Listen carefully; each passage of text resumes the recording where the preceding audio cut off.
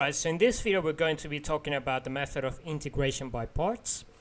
So this method is designed for when you have a product of two functions such as f times g, and the idea behind the method is that you're going to integrate one of the functions first. So capital letters represent the integral of the function in question. You're gonna multiply by the other function without altering it or anything. And then you're going to subtract the integral of the derivative of the other function that you did not integrate times the already integrated function here. So this method is analogous to the product rule of differentiation, but here we're going to have to integrate this function. And in general, what you want to do is you want to integrate a function that doesn't change a lot. So a function that doesn't change a lot can be something like e to the 2x. So we know exponential functions and, for example, trigonometric functions, they keep going back and forth to the same value. So if you integrate sine of x twice, it is going to go back to sine. The only thing that is going to change is the sign at the front. It might become a minus or a plus. And with this, the only thing that's going to change is that you're going to multiply by a constant every single time you integrate, but the function is going to remain the same. So the idea is to keep integrating this while differentiating something that can be reduced to a constant. So for example, a function that can be reduced to a constant might be something like this: x to the power of n. If you differentiate it, it will become n times x to the power of n minus 1. If you differentiate it again, it will become n times n minus 1 x to the power of n minus 2, and so forth, until it becomes a 1 times the constant that results from this multiplication. So just to show you an example of how this works, we're going to try to integrate the function x times e to the power of 3x dx. Now in the previous video we saw how we can use the method of substitution to integrate expressions like this, as long as one of the functions is the derivative of another part of the other function. So in this case, let's see if we could use substitution here. Well, let's have u equals to 3x. That means that du over dx is going to be 3. So that's a constant. That's nowhere equal to this. So we cannot use substitution here. We need to use integration by parts instead. So let's use this formula here. Because we want to differentiate dx until it becomes a constant, we're going to leave it untouched. So let's make x our g. And we're going to integrate e to the 3x first. So this is going to be e to the 3x over 3 times x minus the derivative of x with respect to x, which is just 1, times the integrated function, which is e to the 3x over 3 times dx. And now we need to integrate this again, so 1 over 3 e to the power 3x minus e to the power 3x over 9, because we have 3 times 3, plus the constant c. Now, is there any way we could get back to this expression? Well, let's try differentiating this whole thing and see if we get back to that original function. Let's differentiate this. So this first one is going to be product rule. So we're going to have 1 over 3 e to the power 3x. This is going to be plus the derivative of this, so that's going to be 1 over 9 x to the power of e to the 3x. And then we're going to have minus the derivative of this, which is going to be 1 over 3 e to the 3x plus c. So what's going to happen here? Well, we're going to have, actually I made a mistake here, that shouldn't be 1 over 9, because remember we're differentiating. So what's happening here is we're moving the power, the derivative of the power, to the numerator. So this will be 3 over 3, so this will cancel out. And in the end what you're going to end up having, and that constant will go to 0 because we're differentiating. So this will become, this cancels out with that one, and thus we have x2 times e to the 3x. So that's the original function we were integrating. Alright, so that's all good. We just proved that differentiating this function, we get back to that. So we know that our integral is correct.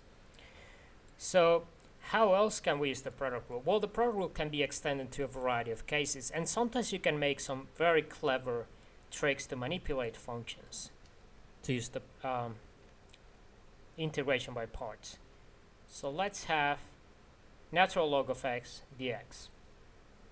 Now at first it might seem like, oh, we cannot really integrate this because there's only one function. How can we use integration by parts? Well, remember something, this is actually multiplying a constant 1 here. And a constant is technically a function of x, so we can in theory use integration by parts by making this into a function and this another. So for the sake of argument, because we don't know how to integrate ln x, let's just integrate 1. So we know that that's just going to become x, because if we integrate a constant, it just becomes the constant times x. So this is going to be times ln x minus the integral. So this is the function we integrated, x. Now what is the derivative of this other function? We know that the derivative of ln x should be 1 over x.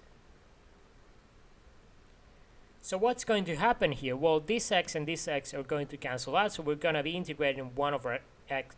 We're going to be integrating 1 again with respect to x. So this is going to become x ln x minus x plus the constant c. And this is going to be the same as saying ln x minus 1 plus c. So by just making this very, very clever trick here, we managed to integrate this function for which we didn't know how to integrate. So that's a very common usage of the method of integration by parts. It doesn't always work like this, but in some cases it does. So it is important to try and recognize that it is possible to do this kind of manipulation to get an answer out of it. Now, what happens when you have a function? So just as a remark, integration by parts can be performed several times, and sometimes you might have to, because you may get something like x squared times e to the power of x dx. So obviously you need to differentiate this function twice before it actually becomes a constant. So this will employ integration by parts twice. So how does that work? Well, let's integrate e to the x. That's just going to stay the same, minus the integral of e to the x times 2x, which is the derivative of this, dx. Now, what do you notice about this? Well, we're going to have to use integration by parts again, because this is going to be minus 2. I'm going to put it inside here. X e to the power of x minus the integral of e to the x times the constant 1, which is the derivative of this, dx. So in the end, you will end up with the function minus 2x e to the power of x plus 2 e to the power of x plus c. So you can also use integration by parts more than once to get the answer that you need. Now obviously this process will become very tedious if you had something like x to the power of 10. So obviously you wouldn't do something like that, but in general you need to know that integration by parts does work like this as well. And then there are cases, whoops, that's not the eraser. There are cases in which you may be given a function that is a product of two functions that don't really reduce to a constant.